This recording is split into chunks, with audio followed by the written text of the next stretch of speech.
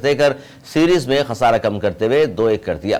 Headingley leads میں کھیلے گئے ٹیسٹ میچ میں انگلینڈ نے ٹاس جیت کر بالنگ کا فیصلہ کیا، جو بالکل درست ثابت ہوا۔ پہلی اننگ کی برتری کی بدولت آسٹریلیا نے انگلینڈ کو میچ فتح کے لیے 251 رنز کا ہدف دیا۔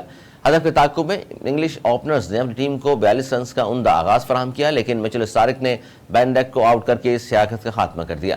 معین علی کو اوپری نمبروں پر ترقی دی گئی، لیکن وہ بھی صرف 5 رنز بنا کر سٹارک کی وکٹ بن گئے۔ زیک کرالی نے روٹ کے ساتھ مل کر اسکور کو 93 تک پہنچایا ہی تھا کہ 44 رنز بنانے کے بعد مچل مارش کی گیند پر وہ وکٹ کیپر کو کیچ دے کر آؤٹ ہو گئے۔ روبرٹ نے ہیری بروکس کے ساتھ مل کر اسکور کو 131 تک پہنچایا ہی تھا کہ پیٹ کمنز نے لگاتار دوسری اننگ میں سابق انگلش کپتان کی اننگ کا خاتمہ کر دیا۔ 230 کے مجموعی اسکور پر آسٹریلیا کو میچ میں ایک مرتبہ پھر اس وقت واپسی کا موقع ملا جب سٹارک نے 75 رنز بنانے والے بروکس کو چلتا کر دیا۔ تاہم اختتامی لمحات میں کرس ووکس اور مارک ووڈ نے اپنے اعصاب کو قابو میں رکھا اور اپنی ٹیم کو مزید کسی نقصان کے بغیر ہدف تک پہنچا کر سیریز میں پہلی فتح سے ہمکنار کرا دیا۔ کرس ووکس نے 32